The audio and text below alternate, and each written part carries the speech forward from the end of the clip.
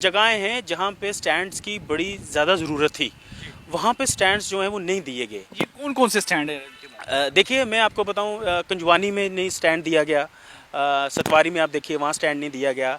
ऐसे करते करते और भी काफ़ी हैं जिसको हमने पूरा लिस्ट आउट करेंगे उसको। आपकी तरफ से जब ये उनकी रिकमेंडेशंस गई थी, जो आपसे सजेशन ली गई, तो आप जैसे कह रहे थे कि आप खुद भी उनके साथ गए थे टीम के साथ, तब उन्होंने तो उसको कहा कि एग्री किया कि हाँ ज़रूरी है क्योंकि ये पॉइंट है। लेकिन जब हम पढ़ रहे थे जो नोटिफिकेशन इनकी तरफ से आई है उसमें उन्होंने कहा है कि rejected by committee, rejected by committee. तो क्या लगता है, क्या कारण? मेरे साथ टीम थी, इंस्पेक्टर थे आरटीओ के, उन्होंने खुद कहा ये बेस्ट प्लेसेस हैं उनके। उस वक्त उन्होंने कहा था ये बेस्ट प्लेसेस हैं, उसके बावजूद मैं हैरान हूँ। या तो फिर जब रिपोर्ट पेश की गई, जो ऑफिसर जो साहिबान लगाए थे, जब उन्होंने रिपोर्ट पेश की, मुझे लगता है कि उस रिपोर्ट पेश करते टाइम उनसे कोई कमी पेशी रह गई। तो या दूसरा मुझे यही है कि ये कहीं ना कहीं प्रेशराइज किया गया है ट्रांसपोर्ट एसोसिएशन की तरफ से कि भाई इन लोगों को इन मेन जो देखिए ना बस स्टैंड नहीं दिया गया, क्योंकि वहाँ सबसे ज़्यादा जो होता है सवारियाँ होती हैं। पीडीपी की जो चीफ हैं महबूबा मुफ्ती, जब उनसे भी इस बारे में उन्होंने अपना एक स्टेटमेंट दिया, उन्होंने कहा है कि जो ई रिक्शा में ये देखा गया कि बाहर वाले लोग जो हैं ज़्यादा इसमें अंदर आ घुस गए हैं और यहाँ के लोगों की जो एम्प्लॉयमेंट है उसे खा रहे हैं। वो चाहते हैं कि पावर में कल आना है तो वो गरीबों को इस तरीके की हटाने की बात ना करें, उनको उनको मदद करने की, उनको मजबूत करने की बात करें। ई रिक्शा के इंट्रोड्यूस होने के साथ ही कई तरह की समस्याएं भी इसको लेकर आई, खास करके इसको चलाने को लेकर कई दिक्कतों का सामना जो है ई रिक्शा वालों को करना पड़ा। एडमिनिस्ट्रेशन ने हालांकि बड़ी कोशिश की कि इस मामले को सुलझाया जाए। इसमें सबसे अहम रोल जो है Shri Mata Vaishno Devi e rickshaw union के जो प्रेसिडेंट हैं गौरव कपूर, उनका काफ़ी बड़ा रोल रहा। उन्होंने एडमिनिस्ट्रेशन से मिलकर साथ इनकी कई दिक्कतों को दूर करने की कोशिश की। लेकिन जिस तरह से ये ऑटो स्टैंड डेजिग्नेट किए गए हैं, इस पर इनका क्या कहना है कि क्या एडमिनिस्ट्रेशन ने जिस तरीके से ये डिसीजन लिया है, ये कहाँ तक इससे सहमत है? गौरव कपूर जी, सबसे पहले व्यू स्टूडियो में आपका स्वागत है। Thank you Arun ji, thank you so much. सबसे पहला मेरा प्रश्न, काफ़ी स्ट्रगल करनी पड़ी ई रिक्शा वालों को, अपनी अभी भी करनी पड़ रही है अपने आप को स्टैब्लिश करने के लिए। लेकिन अभी एडमिनिस्ट्रेशन जो 37 ऑटो स्टैंड जो इसके लिए ई रिक्शा स्टैंड डेजिग्नेट किए गए हैं, सबसे पहले मैं आपका इसके बारे में रिएक्शन जानना। देखिए अरुण जी, मैं सबसे पहले गवर्नमेंट ऑफ इंडिया का जो प्राइम मिनिस्टर थे ऑफ इंडिया, जिन्होंने ग्रीन कॉरिडोर का एक ड्रीम देखा और उसको फुलफिल करने के लिए जम्मू में ई रिक्शा जो है, जम्मू जे में ई रिक्शा जो लॉन्च हुए, उनमें एक उनका बहुत बड़ा रोल रहा। और उसके बाद हमारे माननीय जो एलजी साहब थे, उन्होंने इसको मॉनिटरिंग की और देखा कि जे स्टेट के अंदर बड़ी अच्छी तरीके से जो हैं चलें सड़कों पर, और ये इनको लॉन्च किया गया।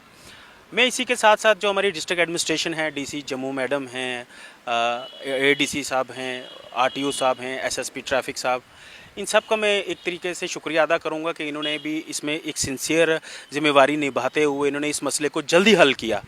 क्योंकि बड़ी ज़्यादा हमें प्रॉब्लम आ रही थी, क्योंकि ई रिक्शा लॉन्च होने के बाद ना तो इनके कहीं स्टैंड्स का वेयर अबाउट था, ना इनका का समझ आ रही थी कि क्या करें, क्योंकि डेली ब्लैक ऑटो या मेटाडोर वालों के साथ इश्यूज बनते रहे।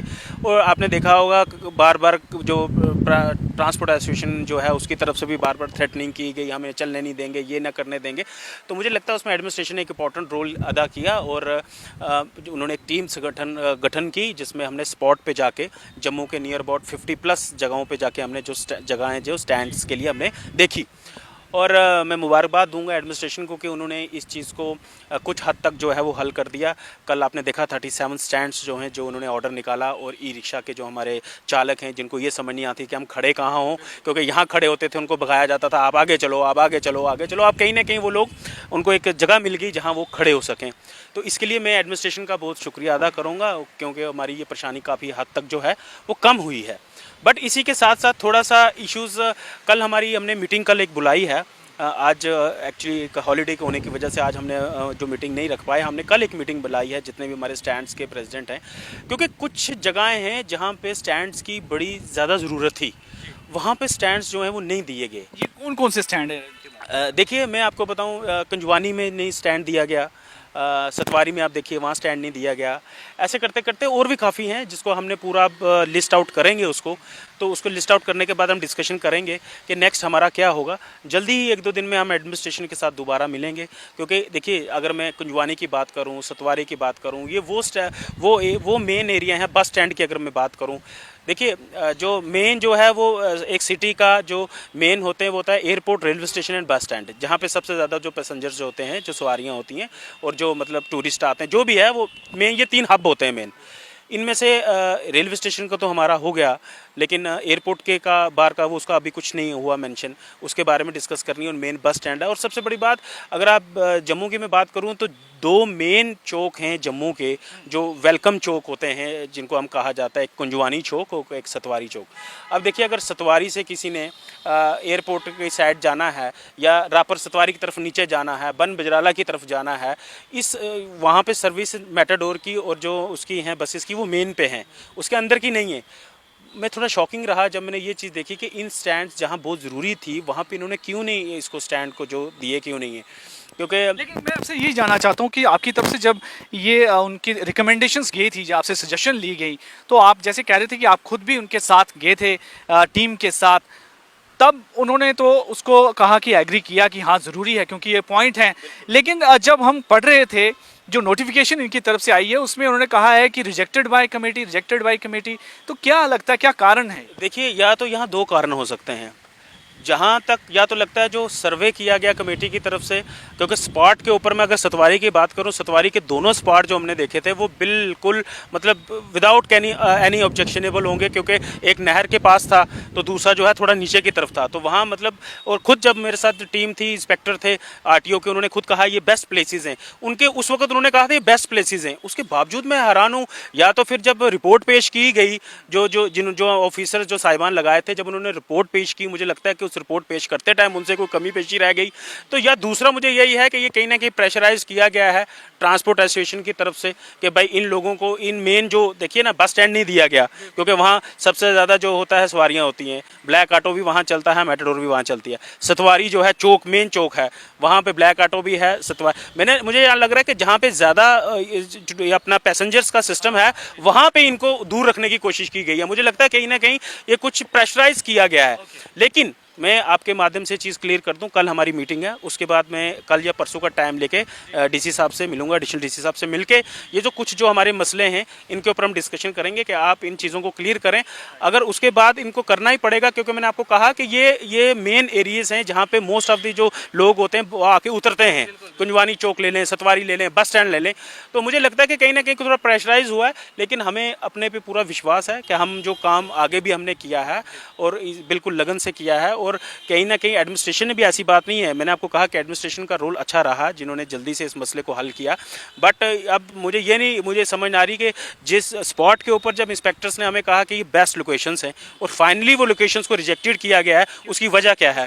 अच्छा, दूसरा ये प्रश्न, इस पूरे मामले को लेकर जिस तरह से तनातनी रही है काले ऑटो वालों के साथ, ई रिक्शा वालों के साथ, फिर बीच में अथॉरिटी भी आई, एडमिनिस्ट्रेशंस भी आई, और अब पॉलिटिक्स भी बीच में आ रही है। यह पीडीपी की जो चीफ हैं महबूबा मुफ्ती, जब उनसे भी इस बारे में उन्होंने अपना एक स्टेटमेंट दिया, उन्होंने कहा है कि जो ई रिक्शा में ये देखा गया कि बाहर वाले लोग जो हैं ज़्यादा इसमें अंदर घुस गए हैं और यहाँ के लोगों की जो एम्प्लॉयमेंट है उसे खा रहे हैं। आपकी क्या रिएक्शन है? देखिए, मैं आपको एक चीज़ क्लियर कर दूँ अरुण जी, 100 में से 80% ई रिक्शा यहाँ लोकल चला रहे हैं।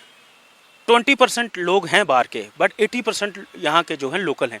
दूसरी बात, जहाँ तक महबूबा साहिबा ने ये चीज़ कही, मैं उनसे ये चीज़ पूछना चाहूँगा, पहले आप वो ये चीज़ बताएं कि जब आप पावर में थे तब आपने जो अपने भाई को ला के यहाँ MLC शिप दे के मिनिस्ट्री दी थी, वो कहाँ रहते हैं, वो कहाँ काम करते हैं?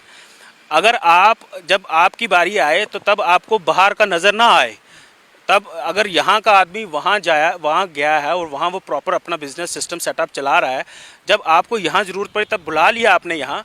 ऐसे चंद अगर गिने चुने कुछ लोग, मैंने आपको कहा 80% लोकल लोग हैं जो ई रिक्शा चला रहे हैं, 10-20% बाहर के लोग हैं। और पूरी स्टेट में आप कहीं भी जाएंगे, हर रियासत में, हर स्टेट में एक दूसरी स्टेट के 20% 30% लोग होते ही हैं। उसके ऊपर अगर इस तरीके की, मुझे लगता है अगर वो सियासत करेंगे तो मुझे लगता है ये गलत है। दूसरी बात, अगर वो चाहते हैं कि पावर में कल आना है तो वो गरीबों को इस तरीके की हटाने की बात ना करें, उनको मदद करने की, उनको मजबूत करने की बात करें। तो मुझे लगता है कि मैं उनके इस बात को मैं कंडेम्ड करूंगा कि उनको इस तरीके का बयान नहीं देना चाहिए, क्योंकि अगर तो ठीक है, अगर यहाँ 80% बाहर के लोग चला रहे होते, 10% 20% जम्मू के चला रहे होते, फिर मैं इस बात के साथ खड़ा रहता कि उन्होंने ठीक कहा। बट उनको ये सर्वे करना चाहिए कि पहले जो मेजोरिटी जो है, आप कश्मीर में देखिए, अभी जब मैं रिसेंट कश्मीर गया, हमारी वहाँ जो प्रेसिडेंट है वहाँ कश्मीर, उनके साथ मेरी नासिर साहब से मीटिंग हुई, वहाँ भी मैंने पूछा कि उन्होंने कहा यहाँ तो 100% नियर बट लोकल आदमी ही चला रहा है, तो जम्मू में भी 80% लोकल आदमी चला रहा है। तो इस तरीके की जो राजनीति है, मुझे लगता है कि इस राजनीति से दूर रहना चाहिए और इन गरीब लोगों की मदद करने के बजाय इनके लिए प्रॉब्लम नहीं खड़ी करनी चाहिए। आज सबको एम्प्लॉयमेंट का बराबर का हक है, लेकिन यहाँ पर स्थिति ये है कि ज़्यादा जो लोग हैं ई रिक्शा चालक जो हैं वो जम्मू के हैं और कुछ जो है बाहर के हैं, उनको भी पूरा हक है, वो भी आ सकते हैं। लेकिन यहाँ तक बात करें इन जो स्टैंड की बात की गई, ई रिक्शा स्टैंड की, उसको लेकर थोड़ी सी इनकी डिसएग्रीमेंट है। जिस तरह से ये लिस्ट आई है, जो बहुत ही ज़रूरी और वाइटल जो पॉइंट्स थे उनको बिल्कुल इग्नोर किया गया है। वहाँ पर ई रिक्शा स्टैंड को डेजिग्नेट नहीं किया गया है। उसको लेकर गौरव कपूर जी का कहना है कि ये इस बात को लेकर एडमिनिस्ट्रेशन तक जरूर पहुंचेंगे, वहां पर अपनी बात को रखेंगे और इन जगहों पर ई रिक्शा स्टैंड के लिए अपनी जद्दोजहद करेंगे कि जल्द से जल्द यहां पर भी डेजिग्नेट किए जाएं।